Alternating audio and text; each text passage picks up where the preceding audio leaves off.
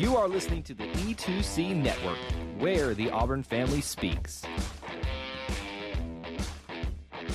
Where go, Auburn fans? Welcome to No Huddle, your source for Auburn football news and discussion, part of the E2C Network. I'm AJ Richardson, and I'm also here with my buddy Jared Davis. Auburn ended up playing Penn State pretty well, but not good enough to get the win. We struggled a little bit at getting the ball into the end zone and ended up having a costly turnover at the second half. And that ultimately resulted in Penn State jumping ahead, and Auburn just couldn't claw back from that point on. Jared, how you doing after Auburn getting their first loss of the season? We're now 2-1. We lost Penn State 28-20. How you doing? Well, I started doing better, and right before I came down to do the podcast, my wife said, it's got to be kind of hard to do a podcast after a loss, doesn't it? And I'm like, well, thanks for just digging in a little deeper. I had gotten back to being okay, and now here we are. So, yeah, right. I mean, I'm hanging in there, man, hanging in there. We got some good things to talk about, so a little excited about that. Yeah. I mean, there's definitely some good stuff. I mean, we saw lots of improvements, still lots of things to grow on. We'll get into a lot of that. But Jared, I wanted to kind of get your impressions because overall, Penn State, they were kind of hyping up this whiteout. What did you think of the whiteout that Penn State did? Because I think they did a pretty good job. I mean, like, it was definitely white everywhere except the Auburn sections, which were the upper deck kind of area. And then like very peppered in there were a handful of Auburn fans kind of buying tickets throughout regular sections. But what did you think of their whiteout? Yeah, man, I think it was a pretty cool scene. I mean, I think during the week, I think some Penn State people might have got offended, but Auburn was basically saying, hey, look, that's going to be a cool scene noise-wise. We've been there, done that. So I think from a noise perspective, we have been there, done that. But, yeah, it's a cool thing to get the whole stadium. I mean, it's hard to get, 10 people to do the same thing. So to get 110,000, that's pretty impressive. Yeah, good for them. Exciting for them. But I think in the end of the day, from a noise level perspective, I don't think that I don't think that was the reason we lost. No, and I don't think so either. I mean, it was a cool environment. Like they did the that song like a billion times. That honestly got a little annoying. But besides that, I feel like it wasn't like a competitive advantage over anything that Auburn faces. I mean, even Holly Rowe, and I heard this quote from her. She was asked, how do you compare this to other stadiums? And she was like, meh, not as loud as LSU. And I was like, oh, that's some shade. I mean, LSU is a rocking place, especially during the night, any kind of nighttime games. But yeah, I think Penn State kind of thinks, oh, this is awesome. Even my dad and my mom were there. I asked my dad about the environment. He was like, yeah, it was cool. Like they were loud, but he was like, not anything louder than even in Jordan-Hare when you've got, an Iron Bowl where we're playing Georgia in Jordan-Hare. It was like, it's not any louder than that. And so, yeah, I mean, it was cool. It looked nice. It sounded good on the TV. One of the funny things my dad did text me about, he said the fans were cheering at wrong times, like Penn State. And I was like, what do you mean? He's like, yeah, they just seem to be not as educated about their, football and how and when to cheer. And so he was like, yeah, sometimes they would be cheering and like they weren't supposed to. And my dad was like, you shouldn't be doing this. And I was like, that's kind of weird. But I think that just kind of shows you how different a lot of, growing up in the South, like you and I did, like I don't know, football, especially college football, is kind of ingrained in us, and a lot of the fan base just knows football. But I think that kind of shows you like I think people still understand football at Penn State. It's just not as ingrained in the culture, is what I was kind of reading off of that. Yeah, I don't know if y'all mentioned it on the last podcast because I wasn't on, but there's a clip of Joe Burrow. I don't remember what year. It might have been 08 or 18, I guess, where he went to Penn State and Auburn in the same year. And it might have been Holly Rowe. She asked him about, after the Auburn game, the atmosphere between the two, and he said, "Oh, he was talking about Auburn." He said, "Oh, this one was much louder." He's like, "I couldn't even hear myself think." Yeah, yeah. So I think the players were well prepared for the loud environment. Um, One of the cool things that I do think that we kind of got out of this was Auburn wearing a white face mask. And I know a lot of a lot of fans even were like, so what's the significance? Like, what's the point of this? Like, does it even really matter? Well, think about, I'm thinking about Boise State, and like, I don't think we'll ever have a blue field. I'm not saying that. But Brian Harsin coming from a place that uniforms are pretty loud and out there to a place like Auburn where it's traditional, and this is one of the first things. I feel like, I don't know how much influence he had, but we changed the face mask to all white, and so I think it looked really slick. I mean, they looked great with our white uniforms, and I really honestly hope we continue that even past this game, just kind of as a standard for away jerseys. Just my personal opinion. You know how we're so traditionalist at Auburn. My brother, who's an Auburn grad, he said if he changes these face masks and does not win, he may not make it to game 4. Obviously, he's joking. Yeah. But like to come in and change, that. And the funny thing is, I was sitting with, my wife and mother-in-law and stuff, and they're like, "Oh, I didn't even notice." I had to tell them. So it was very subtle, but for us to keep up with everything, it was a big deal. Yeah, I feel like any kind of change, like, oh wow, they have these bright orange sleeves or something. You're like, that's a little different than our normal uniform. Yeah, I thought it looked good. I mean, it's by middle of the game, I forgot about it, but it did look good. Yeah, definitely. Even though we did lose to Penn State, he was, a top 10 team. Auburn did not fall that far. We're still 23rd in the AP and coaches, only dropping a few spots in each of those polls. I'm okay with that. I think it's about right. Any kind of thoughts on, should we have slipped even further after our loss? No, it was weird. There was 2 teams yesterday that I thought may go up in the ranking after their loss, and Florida was one of them. And I don't know where they wound up, but to me, Florida probably deserved to go up in the ranking. And I didn't think we'd go up, but if you're sitting there really thinking this thing through, you're like, we don't know who Auburn is. We have no clue. We ranked them because they blew out 2 opponents, and then they went on the road and played a top 10 team in a hostile environment, and were, a 4th and 2. They were 2 yards away from possibly tying the game up. So to me, that almost solidified, okay, they're probably top 25 right now, which I thought might even lead to I didn't expect it to be bumped up, but I wouldn't have been surprised if we went from 22 to 21, because there's really some bad teams out there that have been ranked that didn't have good weekends either. So, yeah, I think it's okay. I think it's fair. 23, yeah.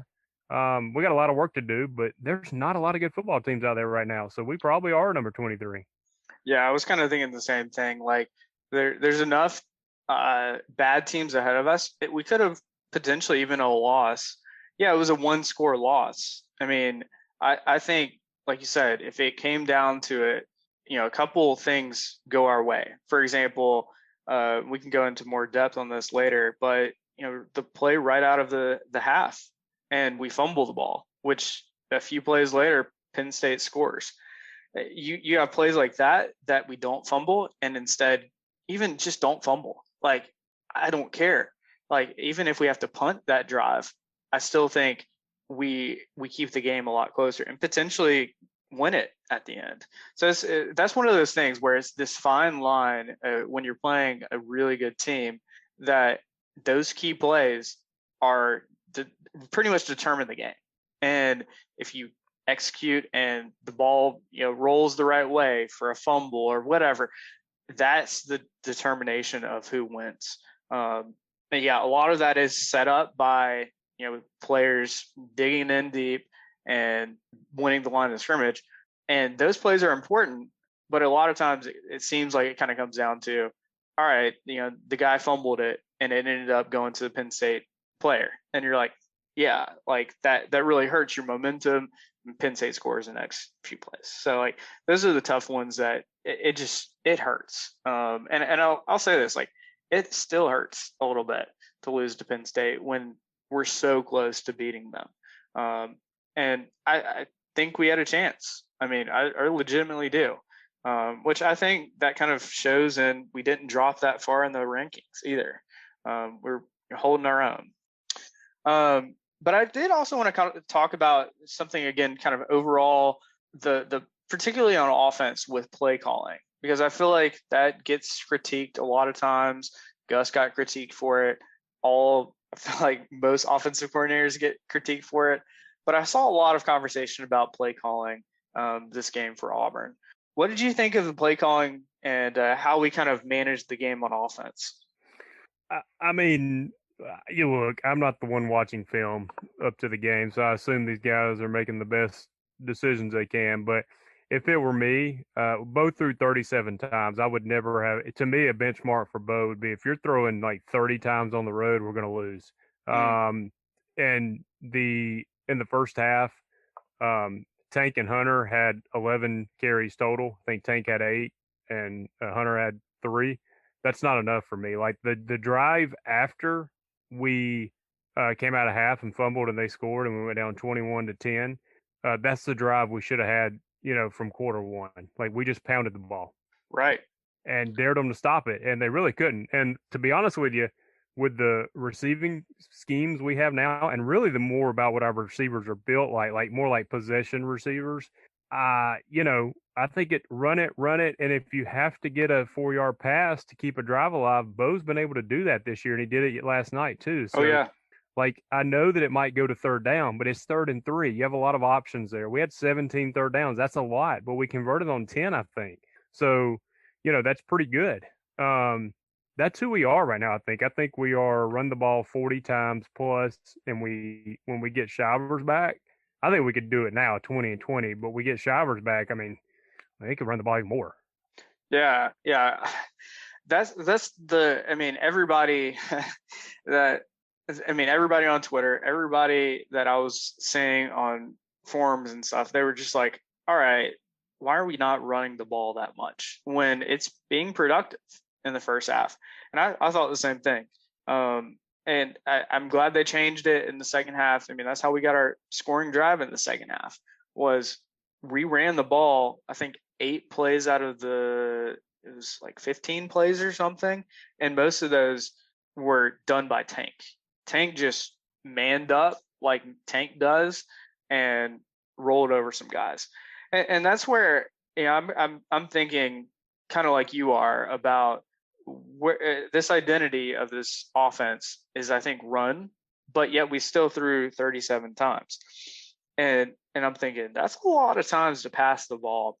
And especially with young wide receivers, there were some mistakes there with Bo throwing short, throwing long, and just like miscommunications that went on. And that's going to happen. But yeah, I'm thinking, why not just sometimes just get 3 or 4 yards, which I think pretty much any time you hand the ball off to Tank, if he doesn't get hit behind the line of scrimmage, he's going to get 3 or 4 yards, and if not a lot more. I mean, he's just that type of running back. So like, why not go to that a little bit? And that's where maybe I'm hoping in bigger games coming up, against LSU and Georgia, like these coming games, I hope we rely a little bit more on them. And like you said, if Shivers comes back soon, like as we expect him to, I think we're in a good spot where we can rely on the 3-headed beast of Shivers, Tank, and George and Hunter. So it's like this could be a really cool way to just keep our offense going.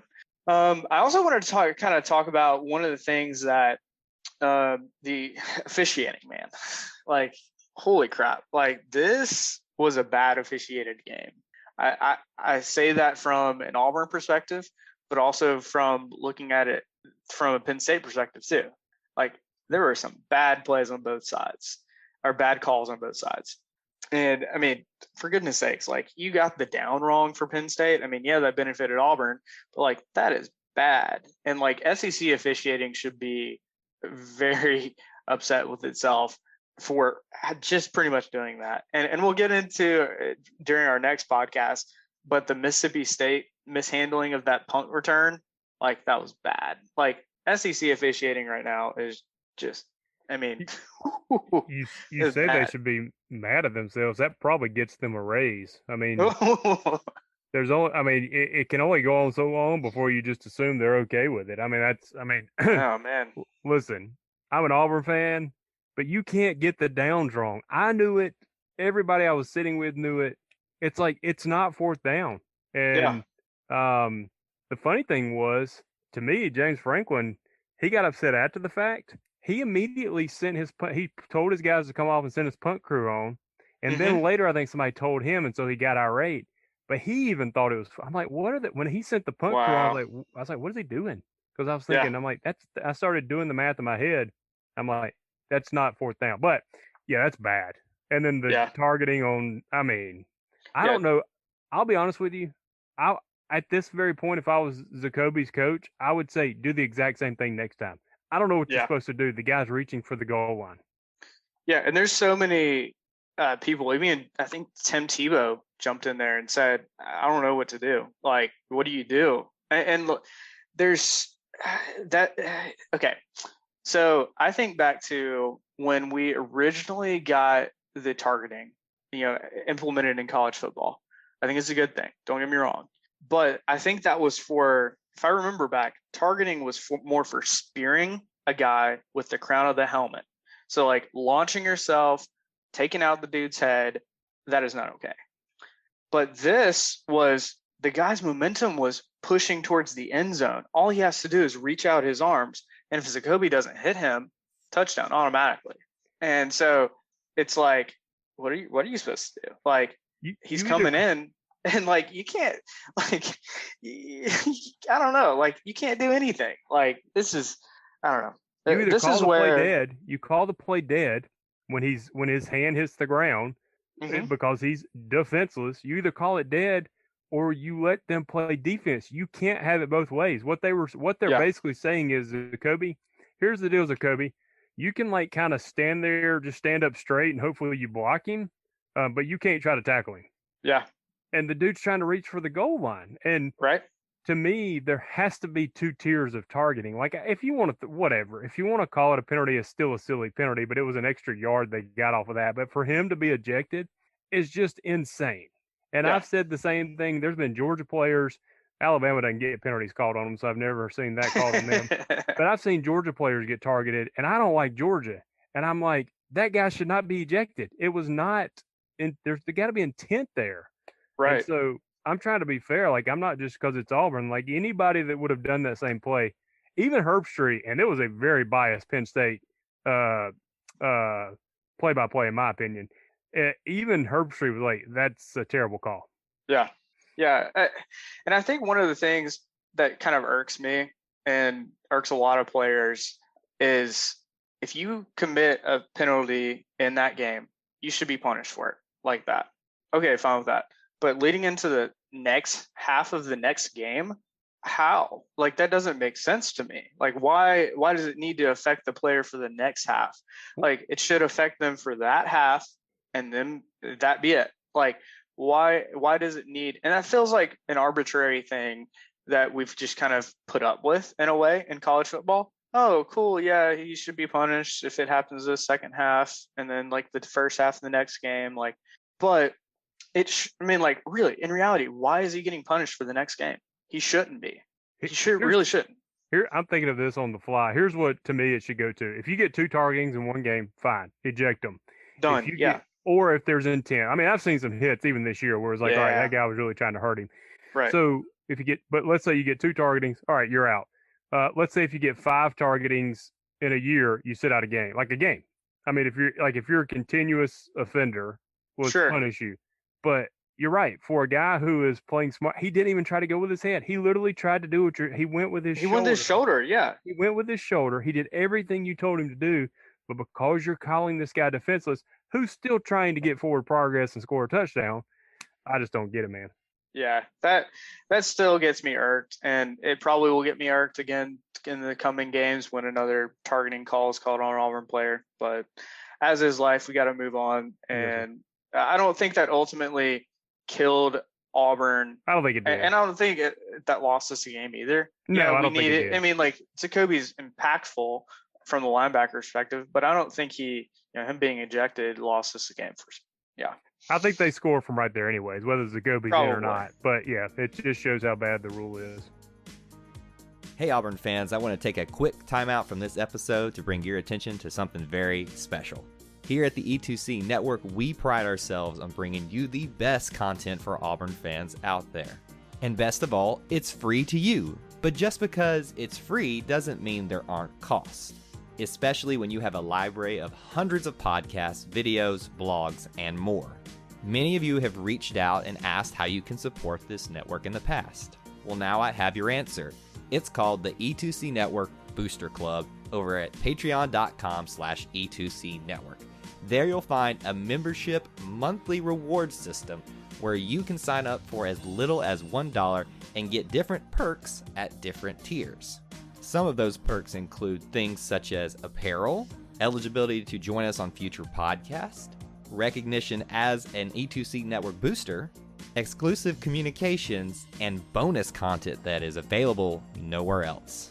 If you love this network and want to help us keep producing podcasts like this one, please head on over to patreon.com/E2C Network to join the E2C Network Booster Club.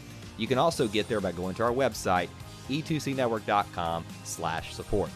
Whether you decide to join or not, we are still so appreciative that you would support us by just listening and being here, because each and every one of you is part of our E2C Network family. Well, that's it. Timeout's over. Let's get back into the episode. All right. I kind of wanted to talk about, some things to improve on just overall before we jump into specifics about, different players. But Jared, I want to kind of talk about, what did you see that we need to improve on this after playing a tough team like Penn State, top 10 opponent? What are some things you wanted this Auburn team now to move forward, especially since we're about to jump into some SEC play after we play Georgia State next week? What do you think we need to improve on? Yeah, I mean, I was hoping we were a little further. It's kind of weird. I'm like, I think we are farther along than we were last year, but I was hoping we were even further along. For example, I thought Bo Nix is an entirely different quarterback, but the numbers don't show that. But if you look at his demeanor, he stayed in the pocket. He didn't get rattled. The rush did not affect him as far as staying there. I think his timing was still off a little bit. But I look at him and I'm like, you can see he's being coached. And I think 5 more games in is that he's going to be a lot better. But the numbers don't show it yet. But he did look totally different. We still got to work on that. Receivers, we got to have a game changer. And I don't know who's going to be that guy. I thought Robertson was, but he was quiet and he missed a very crucial catch. I know he got popped, but game changers make those catches. Kobe actually probably looked more like the guy yesterday, even minus the fumble. I thought Kobe looked really good. But real quick, just so I can let you talk, biggest thing is we got to get that secondary and defensive line pass rush. Run defense is fantastic. I mean, I think Penn State averaged 2.5 yards. They didn't even get 100 yards rushing. They were talking about, Penn State average third down play was 3rd and 3. I'm like, good, because they were trying to run for it and couldn't get it. We got it, no pressure. I thought Mason waited too long to bring help. Secondary, I have no idea what's going on with the secondary. I mean, I thought that was going to be the strength of our defense, and they are struggling. Going into that game, 70% completion against us by quarterbacks, and Clifford had 88% completion. 88%. That shows you 2 things. The secondary had a lot of holes, and secondly, the pass rush wasn't there. And it was pretty evident for most of the game that we weren't getting pressure on the quarterback. Because, we had one good hit that resulted in the interception right before half, but that was about it. Like, there wasn't much getting to the quarterback, rattling him. And there were so many times where Clifford was able to just sit in the pocket. Like, you can't have that. And no wonder they were, just dropping dimes on us. Wait until the guy gets open. And you're like, you got to get to him. Like, send some blitzes, something. I don't know. Like, there's got to be some change there. And if we're going to survive the SEC, we're going to have to get to the quarterback. And we got to do it a lot better than we did against Penn State. Something else I definitely want to see improved on is offensive line. I think the run blocking was good. Pass blocking did get better, but there were still times where, man, like Bo had to juke some guys, and thankfully Bo's agile enough to do that. You don't want to put your quarterback in that kind of situation that often. So there's got to be some improvement offensive line for that. Thankfully, I don't think, Jared, can you think I don't think there was any sacks on Bo. Is that accurate? No, there were 0 sacks. So I think we look at this two ways. Number one, for us, it was an improvement, no sacks. And Bo probably had time to go to 2 reads. But to get to the level we think we need to be at, we need to be giving Bo time to get to his 3rd and 4th read. Yeah. And, give him credit, because last year we couldn't even get to read 2. But, right. So there is improvement. I mean, if you want optimism, but no, our pass blocking is not good enough to go on the road and win. It's not good enough to go on the road and win right now. Yeah, I really, that's so tough. Like, yeah, I don't think we're at the spot where we can consistently go on the road and win in the SEC, and we're about to have to do that.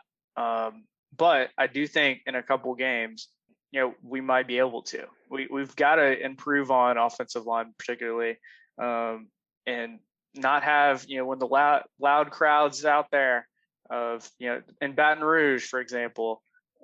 We can't have some silly plays where the offensive line just jumps off sides. You got to be disciplined. Let's also talk about one of the things we kind of hit on a little bit is wide receivers and tight ends. What did you kind of think of how we did attack with our various wide receivers and tight ends this game? I just feel like the pass game was helter-skelter. Like, I didn't feel like we had any rhythm there. And I felt like the times that they were kind of open, Bo overthrew them. And then I felt like most of the time, though, the receivers just couldn't get separation, or they slipped. Like, I think Shed fell down. He tripped over himself. Robertson couldn't even find the ball on one of them. I think it might have been out of bounds, but to not even locate the ball. Mm-hmm. I was really disappointed with the wide receiver group. I think Schenker for the tight end, I mean, the dude's a baller. And honestly, I mean, he gave up his life to try to get in the end zone because he was going up against 2 dudes, and he dove. I mean, he tried. So I think we got to probably utilize him a little more, maybe even find a little more athletic tight end to bring in as well. I love Schenker, but he's such good hands. But, Penn State was hitting seam routes on us with tight ends that, had a little more athleticism. Yeah. Like, I think we may have to go to that. Like, we are going to be a run-heavy offense working off of play action. And right now, our wide receivers, we just don't have consistency. So you got to find something. Yeah. And particularly with Schenker, I mean, I feel like is kind of our 5 to 7 yard first down. Like, we need that. And he was still kind of that, but yeah, this game, he had a couple like longer passes that he caught. One of them was 23 yards. And I'm glad he's getting down the field because the dude has some hands, and why not, use him when other wide receivers are kind of struggling. He was the bright spot to me of the Hudson had 50 yards receiving, but to me, Schenker was the bright spot of the passing game. Yeah. So wanted to throw a fun stat out here, and this is from Justin Ferguson. I saw him tweet this. So right now, Schenker, he's our tight end, has 11 catches through 3 games. This is a crazy stat, but that's the most from a tight end at Auburn since 2014. Who was our tight end in 2014 that did that? And that was throughout the whole season. Like, I'm going to go 11. Lutzenkirchen?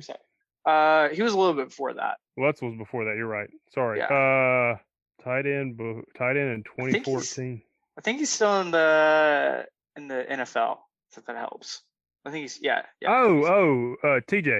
Yeah, CJ Uzomah. Yeah. CJ Uzomah. Yeah. Uzomah. Yeah. He had 11. Think about that. We're only 3 games into the season. We still have 9 games left in the regular season. Schenker could. What is he? He's going to blow that up. Like 40. He's on pace to get 40. I expect that to continue. I expect him to probably get 5 catches a game. I mean, I think he's going to blow that open. And I want to real quick. I know.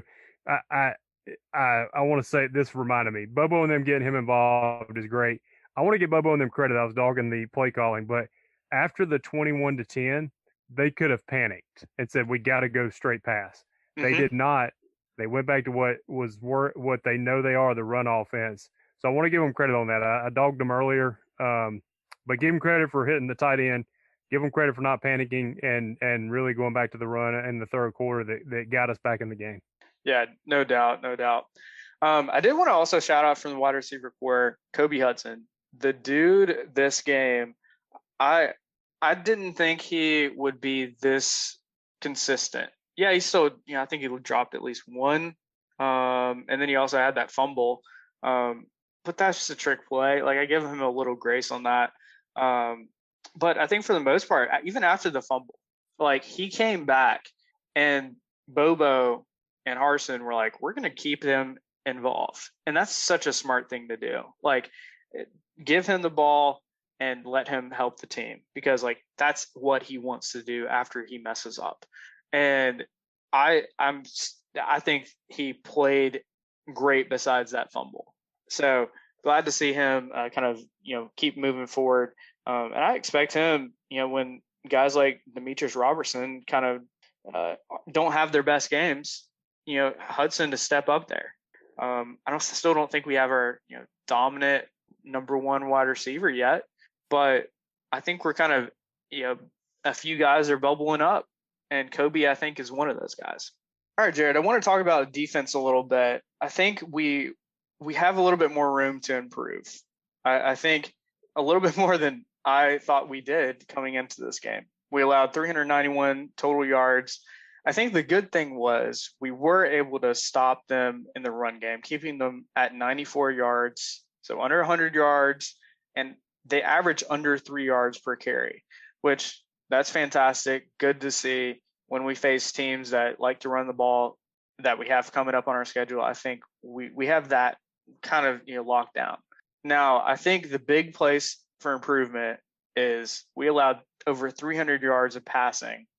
And I think a lot of that was our secondary let a lot of guys kind of run free. Our secondary was playing, I know under Derek Mason, we play a little bit more zone than we did under Kevin Steele, but there's got to be a little bit tighter, especially on, the top guys that are going to be targets. You got to put a guy on them. So I think that's a big place for improvement is our secondary. If we can lock that down and improve on that, which I think we have the talent to. I mean, I legitimately think we do. If we can do that, I think we have a much better chance at beating a team that's going to pass the ball a lot, which I'm thinking about like Mississippi State, an air raid type offense. Jared, what did you kind of think about this defense that we got to see for Auburn against Penn State? Yeah, I was surprised. I really don't understand how everybody knew who number 5 was, and I just don't know how you let him run so free. Right. And we had I mentioned it earlier. They had some tight end seam routes that were just wide open. So we just had miscommunication, which to me makes me think new scheme, miscommunication. People are not total, and I think it is a little more complex scheme. I think it's more the receiver has to kind of the DB has to be looking at what the receiver's doing, and then he either lets him go or stays with him. Yeah. They may have to simplify this thing. I don't know. I think you may go more man, simplify it right now, keep working on the other in practice, because it was not good. I mean, the run defense was fantastic, but to give up 302 passing yards, and we're in a league where everybody in the West has a quarterback. Some of them have Heisman contending quarterbacks. Yeah. So, I mean, we're going to have to really figure that out. Because we don't play a lot of teams that like to run first. If we did, I think Arkansas we can handle because they run a lot. Yeah. Other than that, we're going to have our hands full if we don't get that figured out. Yeah, I think so. I think that will be something I think our coaches, they've got to see it. If we see it, I'm sure the coaches see it. But I think along with that, we hit on it as a little bit. We need the D-line to step up, get pressure. And when you got a quarterback completing almost 90% of his passes, you're not getting enough pressure on them. So definitely something we need to get a lot better at, and especially in particular key times when it's third and long, it's obvious passing downs. Like, we need to get to the quarterback and make him a little uncomfortable. I did want to shout out Chandler Wooten. He was our career. He had the most tackles for this game, and that was his career high, 10 tackles. He had an incredible tackle. I think it was 3rd and goal, I think, or like 3rd and 1 or something. And if he doesn't tackle the guy on 3rd and 1, Penn State drives down the field and continues their drive. So I feel like Chandler stepped in there, made some huge plays. And so I'm super glad that he decided to come back for this season. I've been watching his mom's pretty active on Twitter, and she was super excited she was there at the game. Loved seeing her son just excel and do so well in this game. So definitely want to shout Chandler Wooten for this game. Another guy I wanted to shout out was my guy, Roger McCreary. I feel like he did pretty good. He even had one interception in this game. And that interception was right before half. And I feel like kind of started to swing Auburn's momentum a little bit towards, back to Auburn, because Penn State had it for pretty much the whole second quarter. At least it felt like it.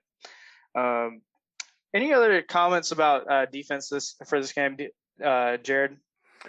No, I mean, I guess if I want to be positive, our run defense looked fantastic. And honestly, if they don't get that pass interference, which I thought was a suspect call on, with 3 minutes left in the game, we probably have them punting out of their end zone. Yeah. And that may be a different ending to that game. Or that could have been a safety. Could have been either way. And he did get I think all you got to do is get the nose of the ball to the line. I think it was probably the right call there.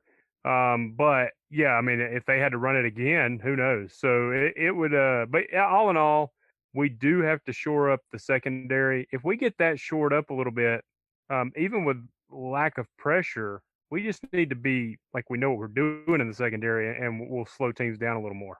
Yeah, I think that's the key, and I think that's where you start, because I don't know if guys like T.D. Moultrie and Eku Leota or anybody that's rushing the quarterback on a consistent basis is going to get that pressure, at least not right now. But I think the thing we can improve on and do better at immediately is shoring up the secondary. So definitely want to see that get improved.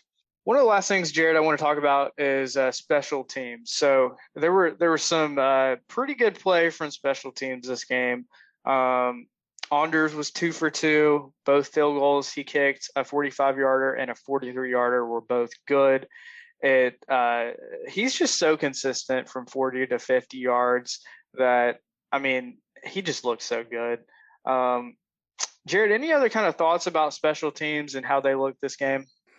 No, I think you hit the nail on the head. I was super impressed with Oscar. We've not had a guy that can flip the field really, in my opinion, consistently in a while. So him booming the way he was exciting. And then, Carlson's, he is what he is. I mean, he's just automatic. So, those guys you can count on. Well, Oscar, hopefully you can now count on to flip the field. And right, if we can get our defense shored up, that'll be huge. Yeah, and Oscar was actually averaging almost 50 yards a punt. It was 48.5 yards per punt, which in previous, last year he was sometimes struggling to get consistent punts, and this time he was doing his job and doing it well. And I can't remember I don't think there were really any big returns from Penn State. So Oscar did his job, flipped the field when he needed to. Not ideal when we have to punt a lot, but when we do, I am glad to know we have Oscar to flip the field a little bit. Jared, any kind of other thoughts about this game before we get out of here? No, it's just a weird feeling because I feel like we improved. However, I saw a lot of things that disappointed me. So I felt like we could have won the game, and it kind of hurt that we didn't. And we know what's up ahead with our schedule. But at the end of the day, I'll say this. At the end of the day, I think it was a really big deal that Bo stayed in the pocket and looked totally different than last year, Bo. I think that gives us something to work with.